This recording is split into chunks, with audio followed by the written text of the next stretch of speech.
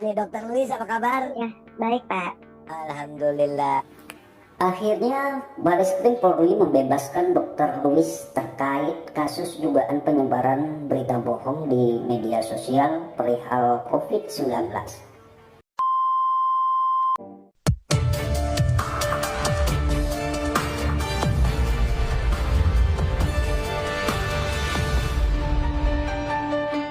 Terima kasih sudah klik video ini. Tapi jangan lupa guys, klik tombol subscribe, karena subscribe itu gratis. Dengan subscribe kamu support channel ini terus untuk upload hampir setiap hari. Ingat, subscribe itu gratis. Gak ada ruginya kamu klik tombol subscribe guys. Selamat menonton.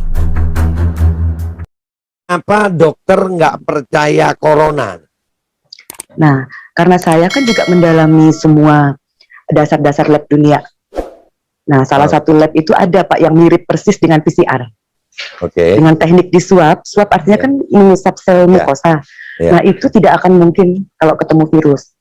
Nah, terus kemudian di awal pandemi itu kan saya melihat alat yang dipakai itu kan alat rapid test. Rapid test itu kan berarti dari darah. Iya. Kalau darah Pak nggak mungkin bisa ketemu virus, berarti cuma masalah faktor imunitas. Nah, sekarang coba Pak, waktu pertama kali itu bulan Maret pakai alat rapid test ini.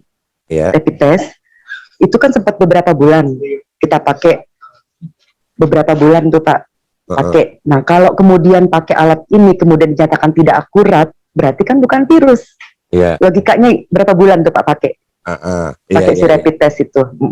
Banyak bulan deh, hampir 6 bulan lebih itu kita yang kemana-mana pakai rapid test ya. Ya, yang diprotes jaring itu kan Pak, karena apa? Kan ini kan aneh ya sebenarnya, pandemi lucu-lucuan. Orang sehat dikejar-kejar, diurusin, dicari-cari pakai alat.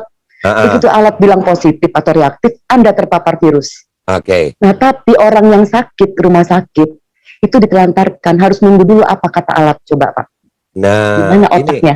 Ya itu memang, kita ini lagi melawan itu dong. Kita lagi melawan itu, mudah-mudahan ya, mudah-mudahan ini podcast insya Allah bisa didengar banyak orang. 1 hour later. Direktur Tindak Pidana Siber Bareskrim Polri, Brigjen Slamet Uliandi mengatakan, Dr. Luis sudah berjanji tidak akan menghilangkan barang bukti dan tidak mengulangi perbuatannya. Meski begitu, penyidik Bareskrim Polri telah menetapkannya sebagai tersangka kasus penyebaran hoaks COVID-19. Luis menyatakan bahwa seluruh opininya tidak didasari oleh riset. Informasi ini disampaikan oleh Direktur Tindak Pidana Siber Bareskrim Polri, Brigjen Polisi Slamet Uliandi pada hari Selasa tanggal 13 Juli 2021.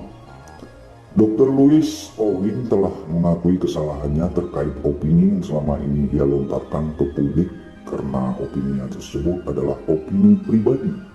Di antaranya, Dr. Luis mengakui bahwa seluruh opininya termasuk soal pasien COVID-19 karena interaksi obat tidak berlandaskan riset dan hanya asumsi pribadi.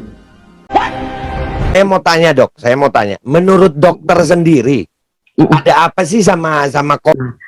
Sementara obat-obat yang dianjurkan ini kontraindikasi berat pada kondisi atau hasil alat yang positif. Jadi alat salah deteksi dianjurkan obat yang salah. Nah, jadi, makanya bergejala keracunan. Jadi gejala keracunan obat ini, interaksi antar obat, ini yang disebut itu gejala apa? Virus. Ya.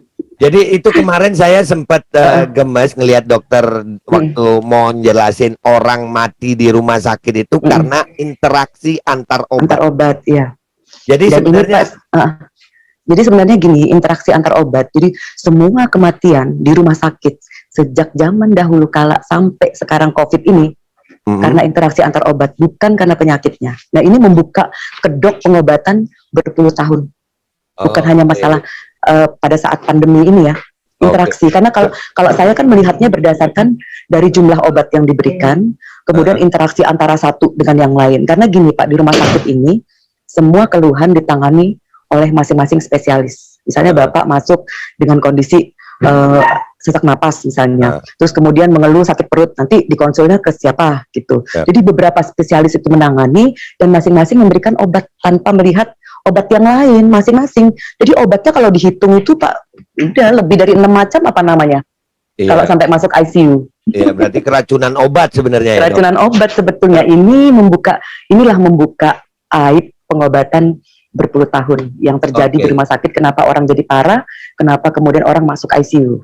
Oke, Dan ini semua berarti saya bisa buktikan.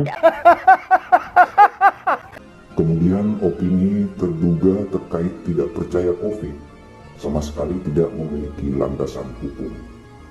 Yang ketiga, penggunaan alat tes PCR dan swab antigen sebagai alat pendeteksi COVID yang terduga katakan sebagai hal yang tidak relevan juga merupakan asumsi yang tidak berlandaskan riset. Kemudian ia juga menyatakan bahwa perbuatannya tidak dibenarkan secara kode etik profesi kedokteran. Lebih lanjut, Brigadir Selamat Uliandi menambahkan Lois mengakui bahwa seluruh opininya di media sosial membutuhkan penjelasan secara medis. Setelah dilakukan pemeriksaan oleh penyidik, kami dapatkan kesimpulan bahwa yang bersangkutan tidak akan mengulangi perbuatannya dan tidak akan menghilangkan barang bukti. Berkaitan dengan reproduksi konten oleh terduga, merupakan tindakan komunikasi yang dimaksudkan untuk mempengaruhi opini publik. Pihak Polri mengedepankan keadilan restoratif agar permasalahan opini seperti ini tidak menjadi perbuatan yang dapat terulang di masyarakat. Kami melihat bahwa memenjarakan bukan upaya satu-satunya, melainkan upaya terakhir dalam menegakkan hukum atau diistilahkan ultimum remedium, sehingga Polri dalam hal ini mengedepankan upaya preventif agar perbuatan seperti ini tidak diikuti oleh pihak lain, ungkap Ketua Satgas Presisi Polri. Polisi juga berharap agar Lois semakin bijak dalam menggunakan media sosial sebagai alat komunikasi, terlebih saat ini pemerintah tengah dalam upaya menanggulangi pandemi COVID-19.